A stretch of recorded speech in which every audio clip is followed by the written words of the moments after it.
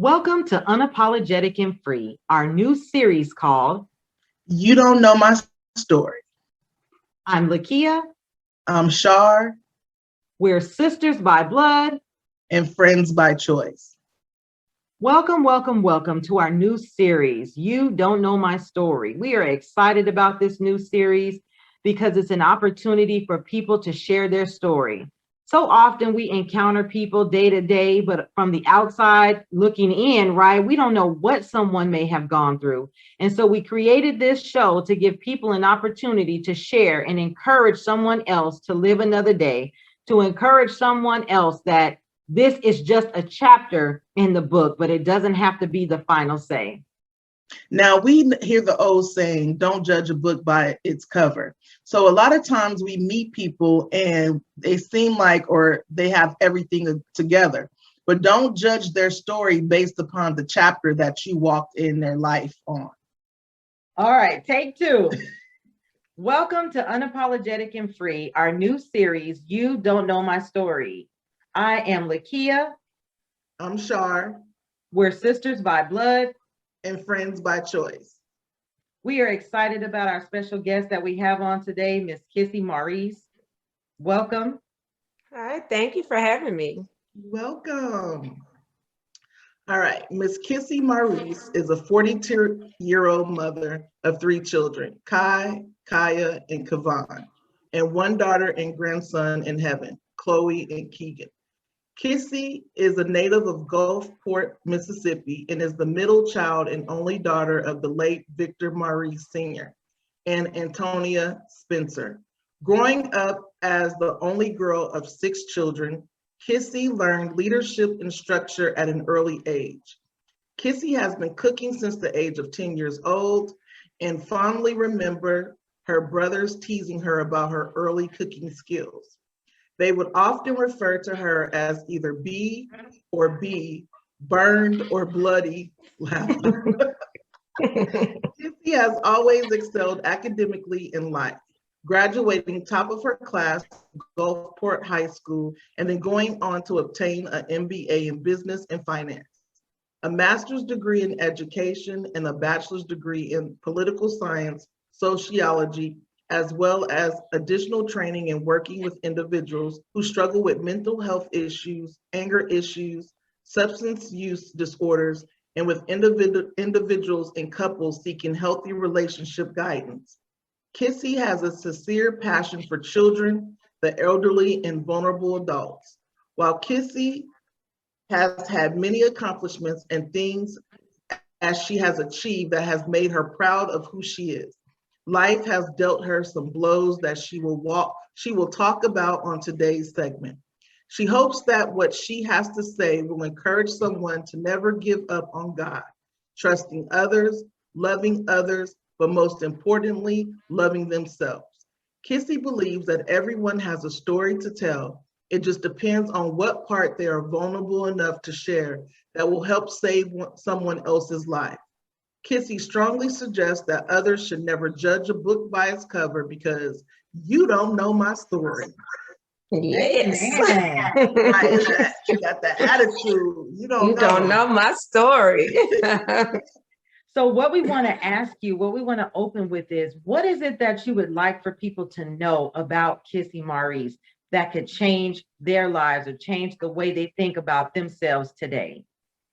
Okay, good question. First of all, thank y'all for allowing me to be a part of this. I really was excited when I first saw, the advertisement of this, because I think so often we get caught up in the day-to-day of just trying to get along in life and putting on this facade of who the world thinks we look like or what we should be doing. And we don't really get a chance to tell, you don't know my story. You don't really know what goes on in my life behind the scenes that makes me have to put on the face that I have to wear every day to be the person who I am. So I think one of the most important things that people probably don't really know about me is that even though I'm a very outspoken and energetic and I'm a very charismatic person, I grew up with a lot of insecurities. I grew up, it was very hard being the only girl of 6 children. I have 5 brothers. I'm the middle child. I have 2 older brothers and I have 3 younger. So my 2 older brothers, and not an exaggeration, like excelled in everything they did. So it was very hard following behind their footsteps in school. I would go to school and immediately, oh, you Mission little sister, oh, you Victor's little sister. And so people already would expect you to have a certain standard or behave a certain way or perform a certain way because you already have these presets before you that others just already prejudge you on. So I grew up very insecure. First of all, like I said, I was the only girl of 6. So just finding my own identity as a person, like, because I always was a girly girl, but I had 5 brothers. And so we grew up in the house, we had 1 TV. So I watched basketball, wrestling, football, anything sports, anything boyish. So it was hard for me to determine what I really liked in life because I usually ate whatever everybody else ate, or I watched whatever everybody else watched because they were the majority. And so most of the things in our family and in our life surrounded them. You know, they played sports, they did that. And I was just kind of like the support role. My parents divorced at a very early age when I was probably, I don't even think I was 2 or 3 years old. And so my mother raised us as a single mom. Now we had a very close relationship with my father's side of the family, but as far as just having a male figure in the house, we did not. My mother raised us in the church. At the time, we were Baptist, and my father's side of the family was Catholic. So me and my brothers often referred to ourselves as Catholic because we would be confused when we would go visit our grandparents because we would go to our grandparents' house, they're Catholic. We'll be at church with my mom, they're Baptist. So we at the Baptist church, we don't know what to do, Right. you know? So it was a very unique experience just being able to share space with both sides of our family. But we from the South, we're from Mississippi. And you know, we grew up poor. I'm not gonna take anything away from it. I'm not gonna add anything to it. My mother literally worked 3 jobs from as much long as I can remember. I know at least from maybe I was 8 or 9 until I know my junior year in college, where she actually had to get her leg amputated, and that caused her to have to medically retire. So with that being said, I grew up very fast. I had a lot of responsibilities because with my mother having to work, which means someone had to be home, cook, clean, take care of the boys, because my mother had to go out and provide. My father was not much of a provider, but he did make sure we had a relationship with our family. And it wasn't until my father died that I found out that he was a heroin addict for all of those years. My mother never talked about my father. She never, you know, in a negative way. She never like made us feel any type of way about him not being present in our lives. If we felt, if anyone felt a type of way, and I'm not going to say we, because I can't speak for my brothers, but whatever opinion we formed of him, it was from our own perception. And as we grew up, what we were able to see as adults and able to say, okay, that's not right. A dad is not, you know, supposed to be living with another woman and her kids and help taking care of them. And it's 6 of us over here and my mom working 3 jobs and struggling. So I remember one day I was in the 5th grade. I was 10 years old at the time. And so my mom, I came home from school and my mom was like, I have to get another job. This is when she took the 3rd job. And she was like, so you're going to have to cook and help take care of the house. And so in this one day, she called herself trying to teach me how to cook. So we did rice. We did meat, we did rice, and I think we did a vegetable. So she basically was telling me like, as long as you can cook these 3 things, then you can just feel your way into how to cook the rest. And That's so, so I probably about 2 days she kind of helped me. So the first 2 days the food tastes okay because we both did it together. But the third day, my day doing it by myself, my brother's like, oh, what is this? You know, I ruined spaghetti. It would be all gummy and stuck together. I would be crying because they literally called my food B and B, either burnt or bloody. Like it was either going to be burned up or it was going to be half cooked. But you know, as in trial and error every day, you know, I would get in there. I had to, you know, that was my responsibility. I didn't have a choice. So by the time I was like 12, oh man, I was a master chef at that point. I was cooking Thanksgiving dinner by myself. You know, people would literally come to the house and be like, hey, you cook today? You know, and I'm in the 7th grade. You know, what 7th graders, you know, cook a whole Thanksgiving meal and red beans and rice and fried chicken. And I'm talking about like you eating it at a soul food restaurant. So I always prided myself at an early age with perfecting things. No matter if I did not know how to do something, I would work at it, practice, study, read, watch, keep doing it. Like I would watch others so that I could get it right. I didn't like disappointing others. And while that is something that I pride myself with, it's something that I've also suffered a lot of years for, because it made me become a person who wanted to please others or found gratification in others telling me I did a good job, rather than just finding self-fulfillment and knowing that what I did was good enough because I felt like it was. Right. Yeah. So back to me and my brother. So it was fun growing up with 5 brothers. It was very annoying at times because like I said, I have always been like a leader. I have always been a person who just kind of like took over and gave orders and directions, and you know, just always wanted things to go like I felt like I would strategize things in my mind and feel like even at school, in elementary school, I would say, okay, I'm gonna make sure Victor cut the yard today. I'm gonna make sure Lionel and Andrew and Ronnie get to baseball practice. We're gonna have dinner by 7 o'clock. I knew my mom was getting off at 10, so I had to have the kitchen clean, the clothes washed, the boys in bed, her food on the table, and then take a bath and get in bed myself. And I was 10 and 11 years old. Wow. So that's a lot of responsibility. Wow. And so when you grow up like that and you grow up very, very fast, it's very hard to let go of that kind of control over your life, because you're used to taking care of yourself and making sure that others are taken care of as well. And so that was like one of the things that I enjoyed doing. I enjoyed my mom coming home and her house was clean. And, you know, my mother didn't outwardly praise me much.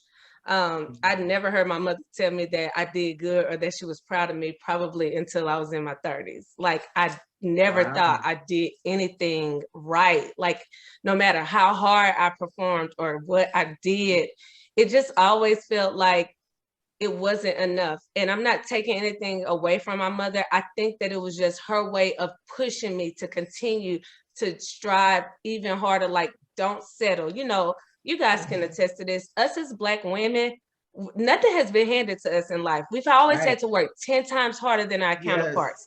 We've always had to, you know, go the extra mile, have the more advanced degree. We've always had to have more skill sets than the people and make less money. We're overperforming and underpaid. I mean, that's just always been, you know, our story. And so I knew at a young age that I just wanted to be different from that. I would go outside and look around in my environment. And, you know, we grew up in the early 90s. So that's when crack epidemic really came about. And we really started to see people that we knew and grew up around, adults that, you know, we looked up to or thought that, you know, they were really, you know, at least had something going for themselves in life. And then when crack came along, maybe 5-6 months later, you see them walking around half out their mind, you know, just like in a place that, you know, you wouldn't expect that person to be in. And so I suffered a lot of years doing that. And I say that because, you know, it was like I wanted my mom to just be like, man, Kissy, I thank you. I appreciate it and stuff. And she didn't tell me that directly, but as I grew up and later in life, and I think back on the conversations that we had, That you guys had. it made me realize that she was saying it in parables, not so much as directly saying, you did a good job. I'm proud of you. I don't even really remember saying I love you a lot in my house until, we got older, like literally probably I think me and my mom really got close and probably like really started talking to each other and expressing our feelings as far as like on a more comfortable level, not so much as the authoritarian and the child, but on the, just kind of like, oh, we cool. Like, you my girl, you know what I'm saying? So that probably was like, maybe like in my mid-20s. Maybe like right after I started having children and, she probably just had to accept the fact that, I was a woman at that time. Do you think that your mom knew that she was doing it intentionally, or do you think maybe it came from her upbringing and that maybe she didn't hear it from her mother, so then she didn't know how to share it with you? Or do you feel like she really just thought that she was just trying to teach you and didn't want to tell you? That's a good question. And I've come to the assumption that I really think that my mother just wanted me to make it. She just really wanted me to do very good. And I've seen a lot of parents, a lot of people who've had stories. And I often think of, and I don't think my mother was a tyrant and I don't think she was a bully. But when I hear Janet, like when I saw the Janet Jackson documentary and how her father like literally molded her, that was my mother. Like she told me exactly what she wanted me to be when I, grew up. Like I participated in, she wanted me to sing. I participated in choir. I participated in band. Like she was very academically, I've read all the time. Like there was no reason for us to have more than one TV because you don't need to be watching TV. You need to be reading a book. You need to, and so but I'm grateful. And that's why I could relate to her when she said, yes, my father was hard. Yes, my mother was hard. Like she kept the gas on my neck at all times. But I'm grateful for that because I've been places that other people probably would never have been, couldn't have imagined the opportunities. I've had experiences. I've met so many people. And just the knowledge that you acquire from reading something and understanding it and getting your own revelation of what it is versus somebody telling you what it is, it really like brought me to life and made me realize like, dang, like my mama really wanted me, like she loved me enough, like she really like gave way more of what anybody ever gave to her. And put that into me because she really wanted to, see me big, be a big, and she would always tell me, if you only knew who you were, if you ever really realized who you were. And I didn't understand that. I was young. I'm just like, look, I just want to be a regular person. I want to go out here and have fun with my friends, different stuff like that. And she said, you weren't born regular. You weren't born ordinary. Some people just don't get a chance to be ordinary. So that was her way of, like you said earlier, letting you know she was proud of you when she saw you, even though you thought she didn't see you. Right. Right. Can you tell us more about Kissy as an adult? Like we heard about Kissy as the child, but how did Kissy develop into the adult? That's good. Okay, so Kissy as an adult, hold on one second.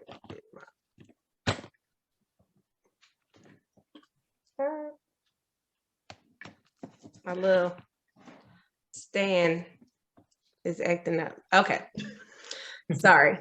Okay, so Kissy as an adult, graduated from high school, and so I went to college. I was very grateful. It was probably it was at that time the most rewarding and the best time of my life because that was the first time that I didn't have to take care of anybody, that I just got a chance to just be me and learn about the things that I actually liked, well, actually things that I thought that I liked, because I found out as an adult, even as an adult, that I formulated myself around what people thought I should be, or thought I should look like, or thought I should sound like, or thought I should be a part of. And I say that because I didn't have a lot of girls growing up except my cousins. Let me take that back. My brothers, it was not a lot of girls in my family. It was a lot of boys. And so I did grow up with my cousins, but when I got a chance to go to college, I got a chance to interact with girls outside of my family.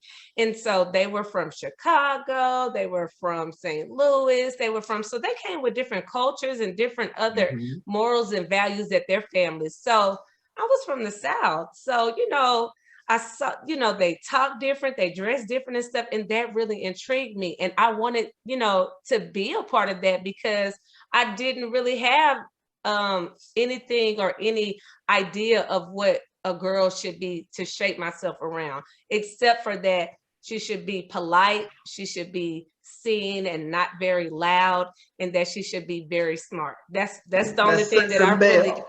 Yes, a Southern belle. That's the only thing, I really thought about a girl. But when I met my friends, they were just like very eccentric.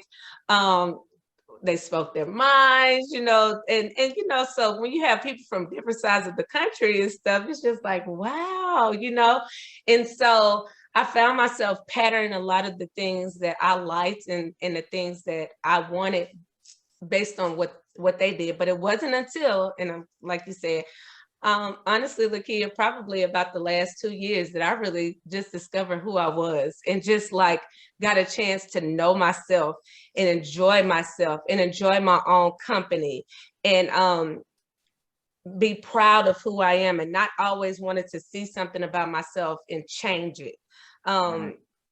Many of times, I grew up with weight issues all my life. I was always heavy, and people would always say, "Oh, Kissy is so cute. She has cute hair and she has a cute smile, but she's just chubby." And so that makes you, very insecure as a person. And so all your life you're trying to do things, to change that, because you don't want people to just see Kissy is smart, Kissy is cute, Kissy has nice hair. You want them to, just overall look at you and be like, dang, she got it going on or whatever. Not just because of, but I didn't realize that that's who I am. I'm smart. I'm charismatic. I'm a friendly. People enjoy being around me, not because of how I look, but because of the energy that I bring to the room. Because of the energy and the unity that I bring to the group of people that I allow inside of my life. I'm very private. I don't let a lot of people into me personally. You have to really, really know me. So this is kind of out of the norm because I really don't talk about like myself on that kind of level. But that's the reason why I said people will heal if you're vulnerable enough to share some of the things that have caused you to guard yourself or to unguard yourself. And so I was thinking about that question earlier, Lakia, because I was like, what am I going to talk about as an adult? And so I'm going to start probably with my marriage to my first husband. And we were very young. I was in college, and he was a little street guy. He didn't he was a drug dealer. So just putting it out like that. But at that time, my mother had just went through losing her leg. And so it was my junior year of college, and I was like, dang, and I had just had Kai. And so I was like, I'm going to have to come home from school and, take care of my baby and take care of my mother because, I got pregnant and I knew the consequences of that. And I can't expect my mother to raise my child, and she just had her leg amputated. So I need to, step up and be a woman. I was like, I can finish school later. And my mother was like, oh, that's not an option. Like, I don't care what you have to do. I don't care what I have to do. I don't care what your brothers have to do. I don't care what the baby daddy have to do. You're going back to school and you're going to finish. Like, that's not an option. It doesn't matter to me. And so I think I really developed a close relationship with my first husband, because in our early years, he really was there for me and Kai. Kai is not biologically his, but he really stepped up as her father. And like, while I was finishing those last years of school, financially, I didn't have to worry about anything no more, because my mother was my, sole provider. But when she lost her leg, she couldn't work anymore. So, I don't condone the fact that, he sold drugs, but I do appreciate the fact that he, allowed me to be able to stay in school and provide financial support, to my child as well as myself. But it took me a long time to realize, like, I don't know if like I really loved him because, him as a person, because now when I think back about it, we're young, he was sleeping with a whole lot of different girls. You know how drug dealers in the lifestyle go, they have fast cars, lots of money, lots of women, they go out in the club.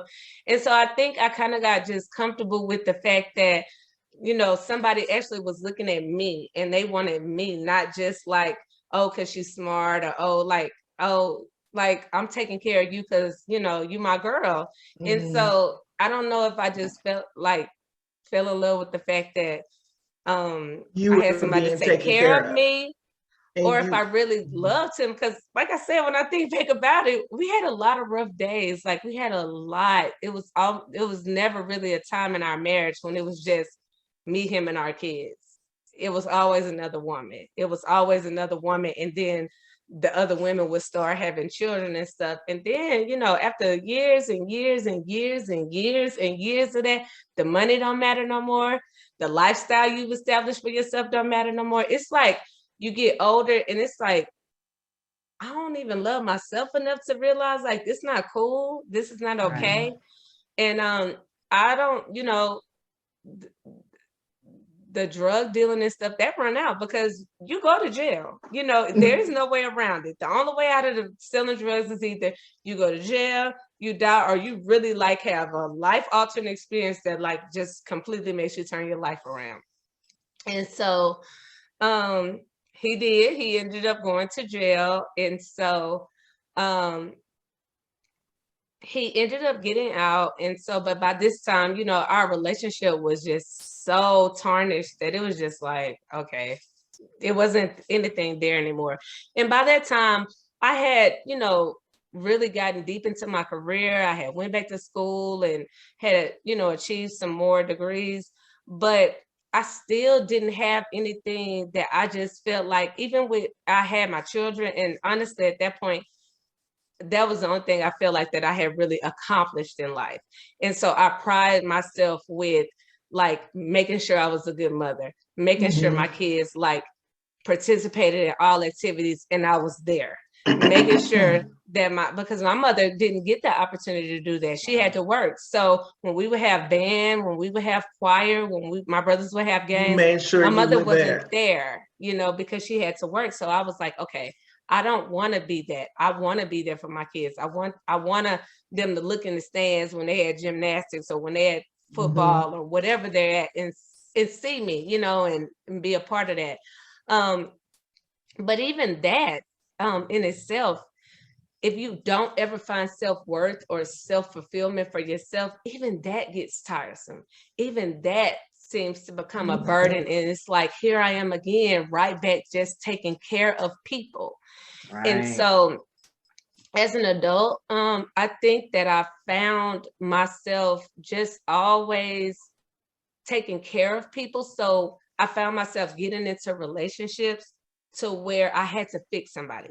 Like, I didn't want to be with nobody that was already had their self together. Okay. I needed to be in something that I felt like needed my touch. Like, if I'm not a part of it, it ain't gonna be good.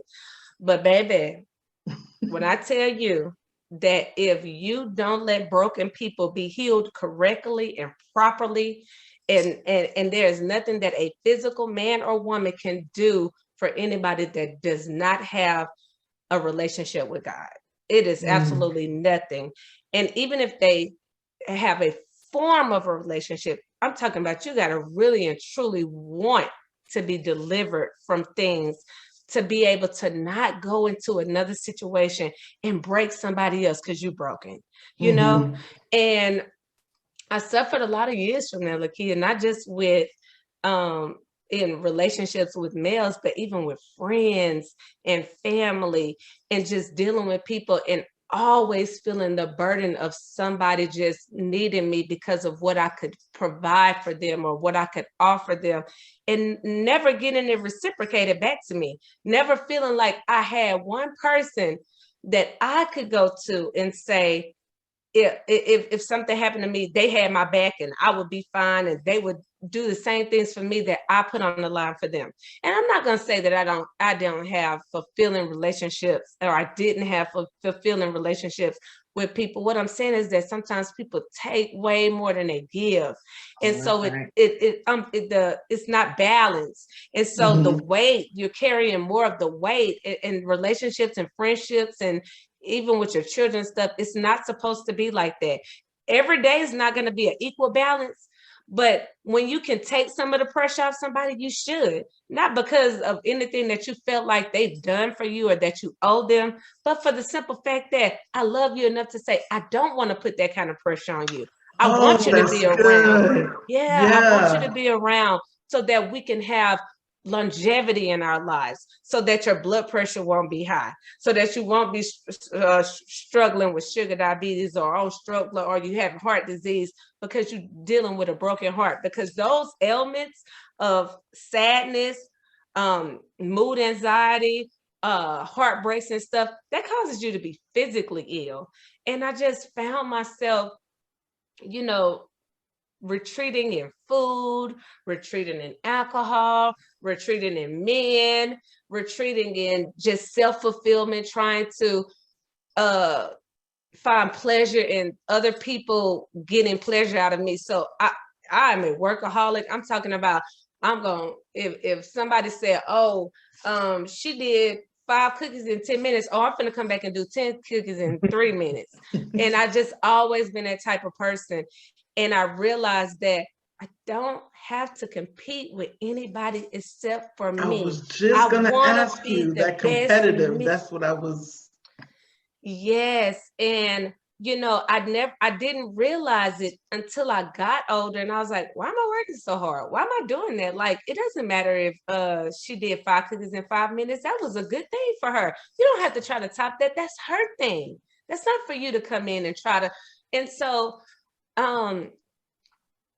I went on and, had a couple of other relationships, and I'm not going to just say that I've had just like terrible relationships with men. I think that the men that I attract to become in committed relationships with were broken.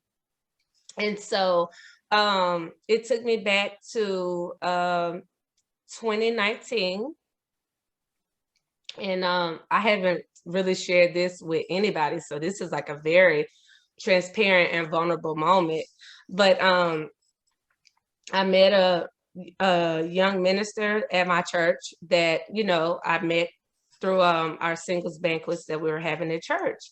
And, at the time, he put on a very good facade that he really was desiring the same things that I desired in life. And at that point, for real, the only thing that I was like worried about right then is like, for real, as long as I had a relationship with God and I was just solid in that, then everything else would fall into place, because I felt like God would talk to me and he would tell me, no, don't go that way.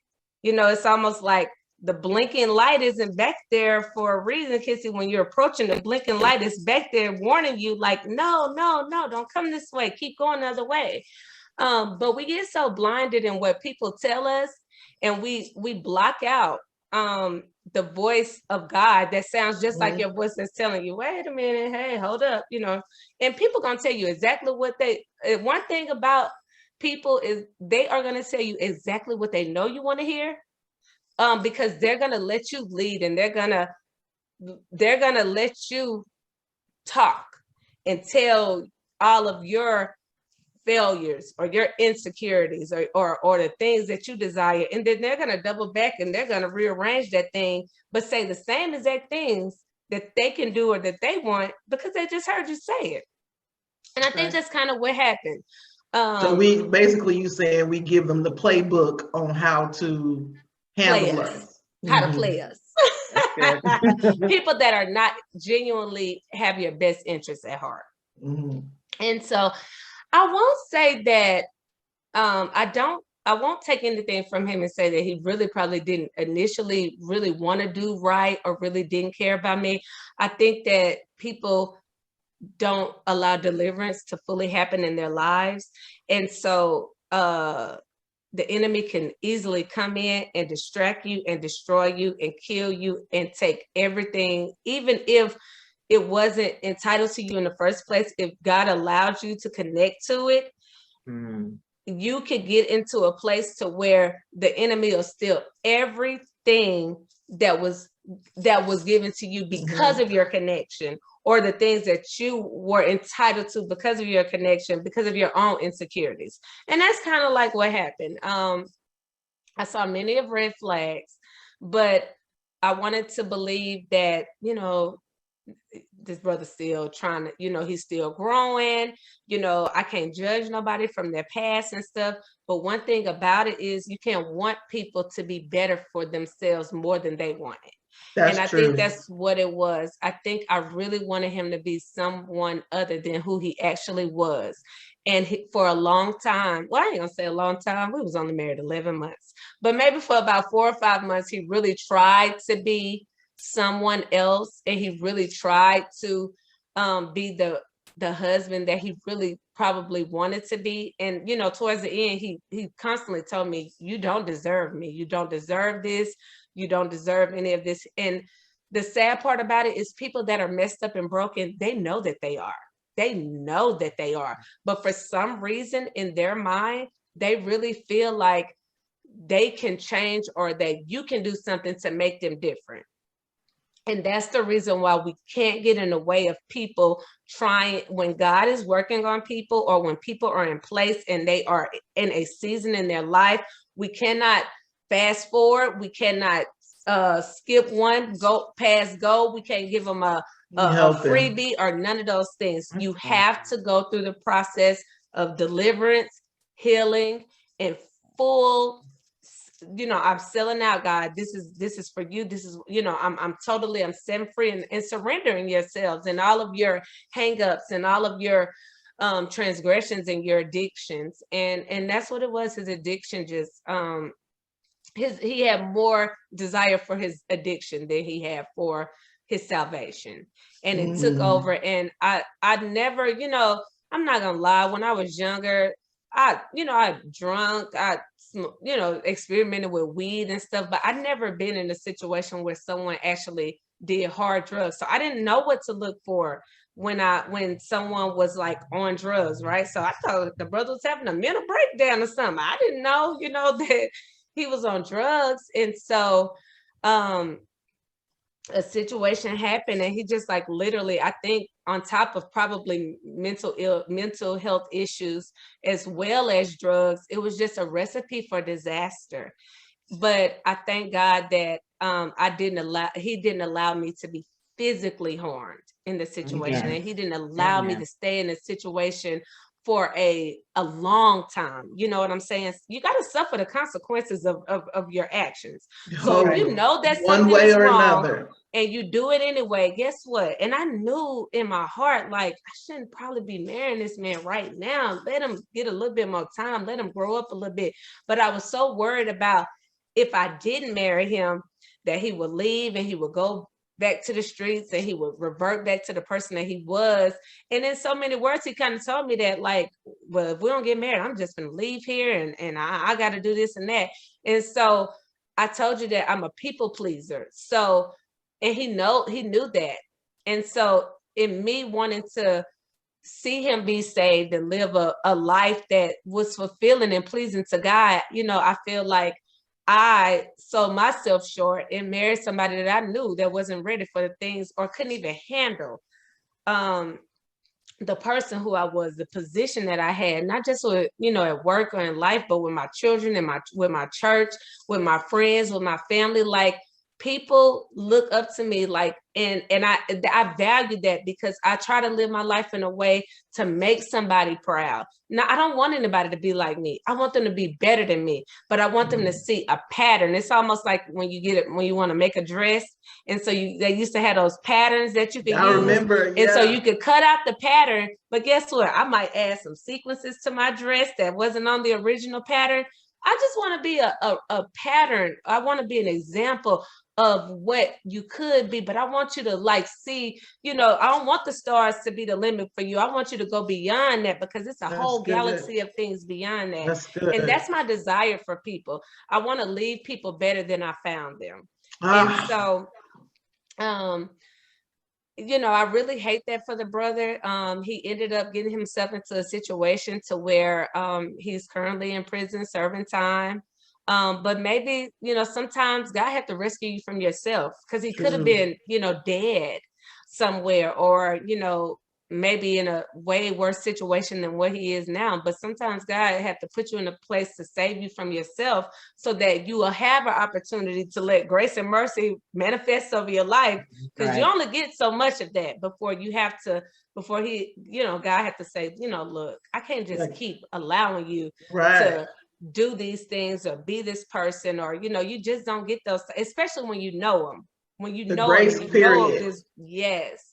So, I would like to say that, even with that, and I'll touch a little bit about, just some of the losses. And I think those things have shaped me, because I used to look at loss and I used to be like, man, like, I've lost so much stuff in my life. Like, I had found myself kind of like being numb to things. Like, when people would tell me about, people that died or stuff, I found myself, I couldn't even hardly cry anymore, because I had lost so many people that I loved and cared about. In 2010, I had my daughter, Chloe. She was 2.5 years old, and she had had a tonsillectomy. And she had complications from the tonsillectomy, but it didn't set in until about a week later. And so she passed away at 2.5 years old. And that was the first tremendous loss, other than my father. And I lost my father in 2000, but I wasn't very close to him. So it didn't really register to me that he had died, because he was never around anyway. So, like, other than the fact that everybody kept saying, "You all right?" I'm like, "Yeah, I'm fine." So I hadn't had a significant loss that impacted my life until my daughter died. And that was hard, man. I had 3 other kids that I had to figure out how to keep going for. I had a very demanding job. I was working at a college, and I had a very, important position there. But I couldn't even figure out how I was going to get out of bed some mornings, or how, I was going to, I didn't know how to keep putting on a strong face and stuff. I just wanted somebody to say, it's okay, you don't have to go to work, or you can you can lay in the bed, or you can cry. But I didn't really have that. I think my mother wanted to do that, and she tried, but I think she was looking at the fact that you have to be strong. You have these 3 other children, and you can't break, because they need you. So I didn't really grieve. I didn't get a chance to just release all of the emotions and the process and the steps of grief that you must go through in order to learn to live. You never get over losses like that, but you do have to learn a healthy way to live with them, acknowledge them, to remember your loved ones and keep them a part of your life, but to be able to go ahead and live and know that you don't have to live in guilt, or that you don't have to live with, the pain of losing them. And so, shortly after that, my mother passed away in 2013. And it was like the wind. Like, I feel like an orphan. I don't even really know how to explain it. It's just like, I just felt so empty. Like, I didn't have anything, because our mother was everything. She was everything to us, like literally. And for the last 2.5 years of her life, she lived with me and my children. And so for her to be gone, and just like the void was, it was like my daughter had died, and then again, and my mom died, because the grief was twice as heavy on me. But yet again, I had no outlet.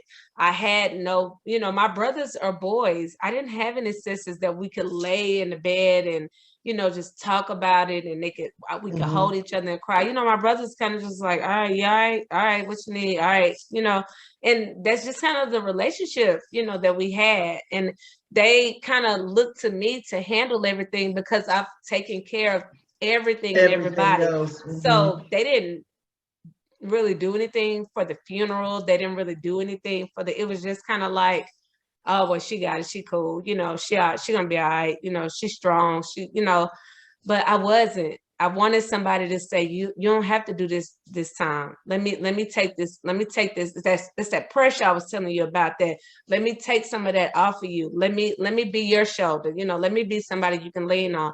I never had, just like, until recently, I won't take that away from people that I have in my life now. Until recently, and I'm not going to say I've never had it my entire life, but it's for a great majority of it, I just never had anybody that just solely had my back and my best interests at heart. And that's a sad, and that's a hard pill to acknowledge. It's a hard situation to be in, because you look around and you be like, who can I run to? I need, who can I lean on? And there is nobody there. And then I got my 3 children, and they looking at me like, oh, Superwoman, you got this. And everybody, oh, my mom, she's this and that, but I'm not. I'm human. I don't have superhuman strength. I have feelings. They get hurt. I get angry.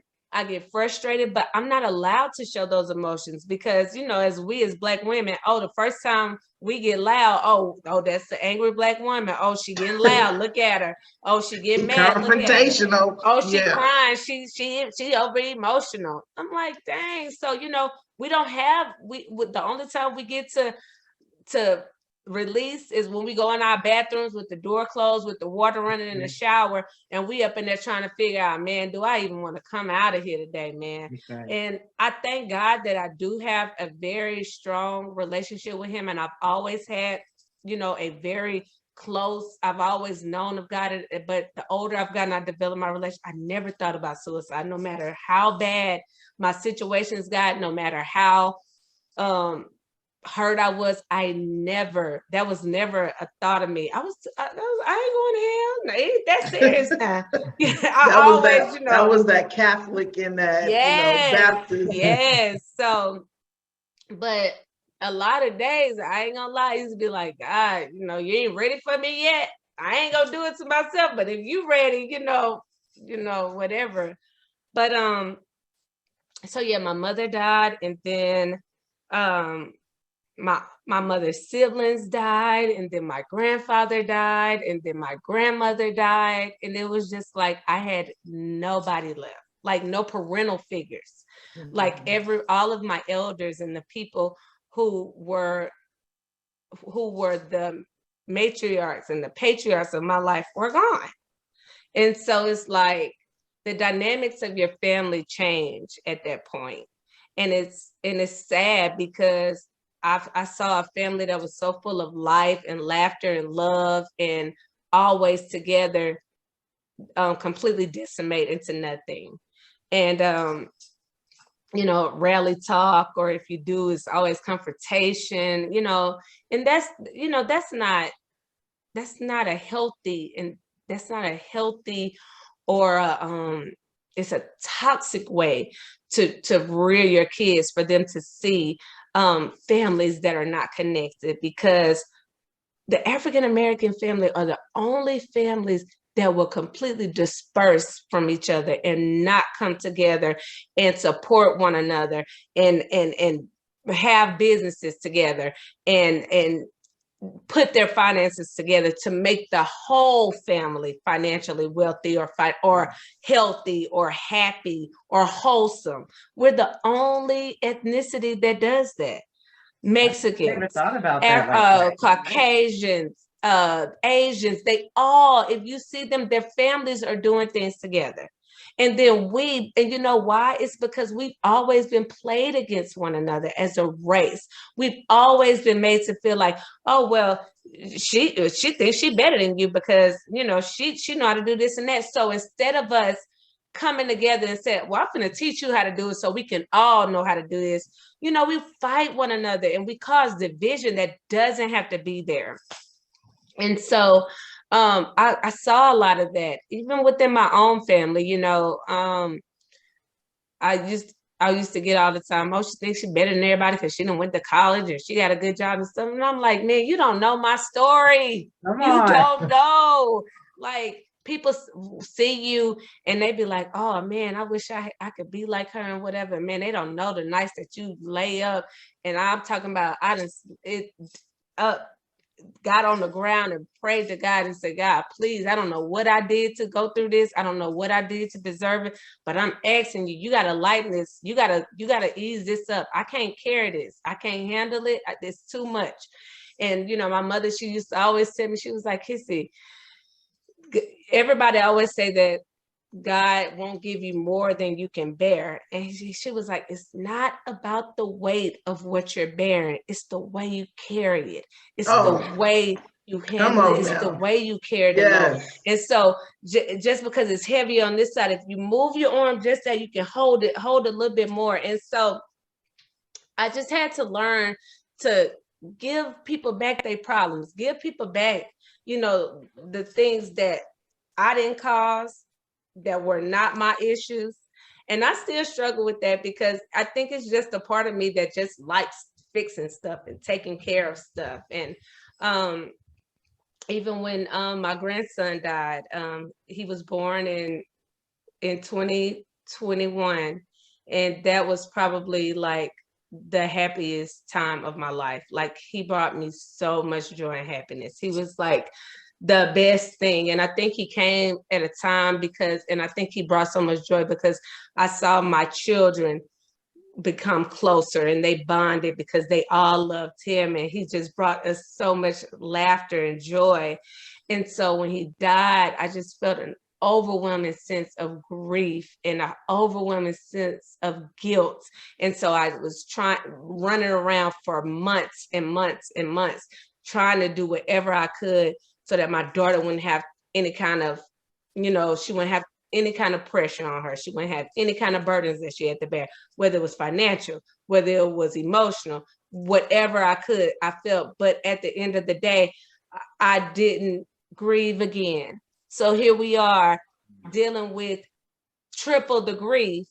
Well, now more than that, because I told you my grandparents passed away, my mom, my daughter, uncles, my aunts, and now I have my grandson, and I ain't never grieved a day of my life. And so I'm sitting here after I finally settled after 4 or 5 months of running back and forth around the country so I wouldn't have to deal with things and process it, and literally almost lost my mind because I did not know how I could handle that loss out of everything, even with my own daughter dying. Losing my grandson was it was the worst loss I ever had because I felt like I could have prevented my daughter having to experience the same kind of loss that I had. And I didn't, even though it was out of my control. There's nothing I can do. If it's your time, it's your time. Our time is appointed the day that I don't care what, who, when, how. If it's the time, it's the time. And finally, October, I had to deal with that thing. I had to deal with myself. I had to really seek out, and I had to get some help. I had to get some counseling. I had to talk to somebody. I had to talk myself through this. I had to learn how to process it. I had to forgive myself. Even though I had to say, it's okay for you not to feel guilty. I'm forgiving you for not feeling guilty. And it's a part of life. We all go through it. It's something that we all have to forgive ourselves for or about one day. And it made me a much freer person. And when I went through that, it opened my eyes up to some things that I just wouldn't accept anymore in life. I started dealing with my grandson's loss and just coping and dealing with a whole lot of things. And it just showed me a whole lot of things that I was just accepting, and I didn't have to accept anymore, from job to relationships to just all kinds of things. I don't have to accept these things. And so I decided that 2022, I was not going to be the person that I was for the previous 42 years. I was going to live my life in a way that was, number one, pleasing to God, but number two, fulfilling to me. It's places that I want to go. It's things that I want to do. It's people that I want to meet. It's souls that I want to help. And I can do all of that stuff and be happy and be carefree and not have to bear the burden of taking care of people or causing unnecessary pain on myself that I don't have to bear. And so that's where I am right now. I'm the happiest I probably have ever been in my life. All my kids are grown, technically, legally they're grown, but I love my kids. We have a very great relationship. It grew into this. It was not anything that happened over time. I found myself parenting them the way that my mother parented me. So for the first 18, 19 years of my kids' life, we struggled, especially me and my sons. I was very hard on my daughters, but my sons and I relationship was a little different. He was almost like invisible. Like, he only ate because the girls ate, and he only got clothes because I didn't know who he was, because I engulfed myself in them, and he was just like, oh, come on, Kevin. Oh, come on, Kevin. I forgot about you. Come on. So I had to learn him. When my girls left and went to college, we had 2 really rough years because we never really talked. So y'all didn't know each other, right? We didn't So know. No. Yeah. So it was just kind of like we passing each other in the house, looking at each other like, who are you? But I can honestly say that 2021, even though it brought me so much pain, it really brought me really close with my kids. It really just this is probably the closest and the most love that we've ever shown one another. I'm quick to tell them I was wrong. I apologize. I shouldn't have said that like that.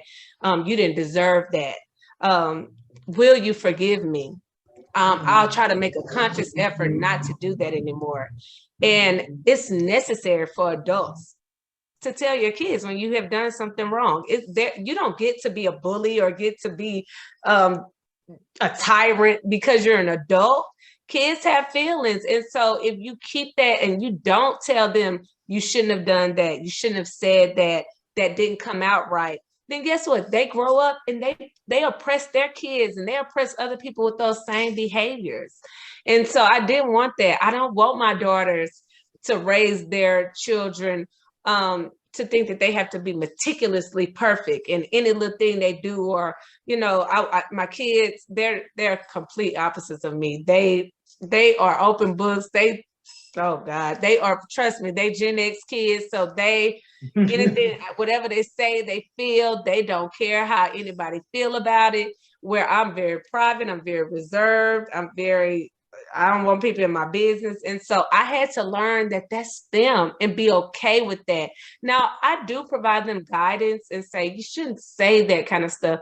And the older that they're getting, the more that they're starting to listen and say, you know what, Mom, you're right. I shouldn't say that, or I shouldn't do that. But I do have to be okay with the fact that they have to have a testimony, whether it's, I didn't have to go through these things because I listened, or I did go through these things because I didn't listen. It's theirs to tell. And God is the only one that could be the author and the finisher of whatever their destiny is going to be. It's not mine. I've lived my life. He gave me a life to live, and I have to live it pleasing and fulfilling to him and myself, not to others. Amen.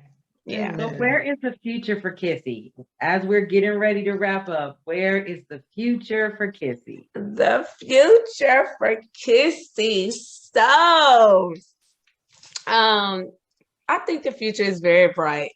I just started a job that I absolutely love. Like, I just like really, really love it. And I think I love it more so because it's almost that the pressure is not there. It's almost like I'll do this and you do that. And it's just, I feel free.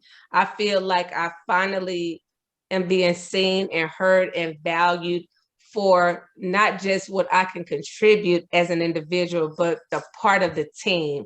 And it's really rewarding to know that I'm doing work alongside of good people that are working just as hard. And I'm not talking about my direct colleagues. I'm talking about leaders, and they're putting in just as much work, and they're working just as hard. And not to take anything away from any people that I've ever worked for, but just saying that at this point in my life, that is something that I appreciate and I enjoy.